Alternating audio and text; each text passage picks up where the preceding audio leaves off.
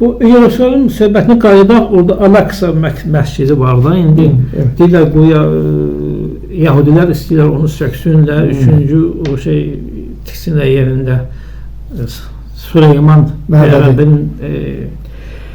mən Yahudilərlə pastor təmaslayan internetdə onlarla məqalələrimi göndərirəm, soru eləyirəm, danışıram.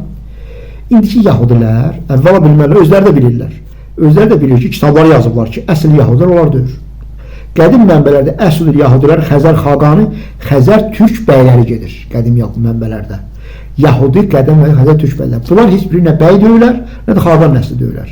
Bunlar sadəcə buradan 3000-4000 qabaq köçüblər, Yahudi dilində danışıblar, Tövratın dilində danışıblar və deyirlər ki, biz Yahudiyik. Qutardı. Bunların Yahudilərlə əlaqəsi qutardı. Demirəm, əsl Yahudi, uri deyirlər ki, adam var ki, bəli, onlar əsl Yahudidir. Onlarda ilahi qeyri-adi bir şeylər var.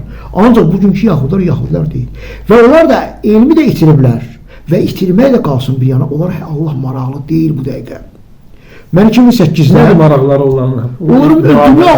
Dünya xalqı sübut eləmək ki, elmi cəhətdən sübut eləmək mümkün deyil. Bunlar deməkdir ki, bütün keçmişin tarixinə, Allahların nəslinə varis olmaq.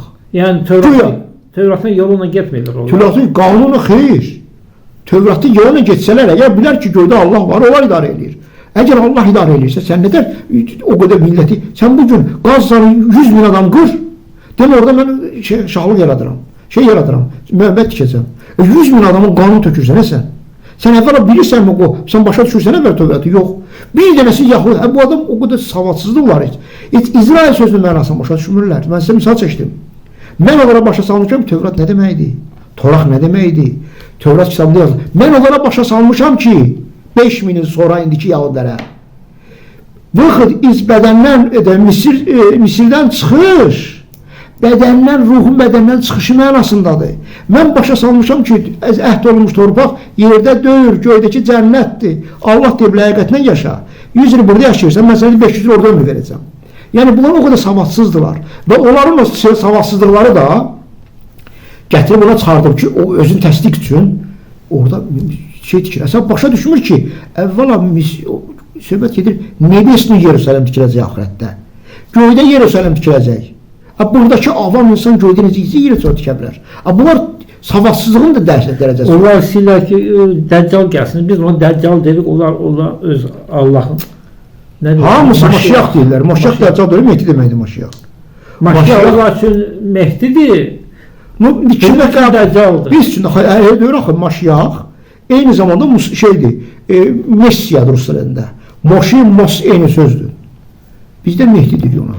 Bir adam gələcək, bütün sirlər asacaq, öyrəndən sonra göyün Allahı olacaq. Tardı budur söhbət. Və o yaradacaq şeyi, yeni Yerusələm o yaradacaq. Bunlar o qədər savadsızdılar ki, götürüb istədiklərin təsəvvürdəkilərin real kimi qəbul ediblər. Və orada Yerusələm yaratmaq istəyirlər, nebesli Yerusələm. Bu qədər cəhalət mi var? Yəni, bu biabırsılıqdır. Ancaq mən onlara dəhşət ondadır ki, bu cahillərə mən göndərirəm məqaləni. Cavab vermirlər. Mən bəlkə ondan çox Rus dilli Yahudilərin qrupunu üzvüyəm.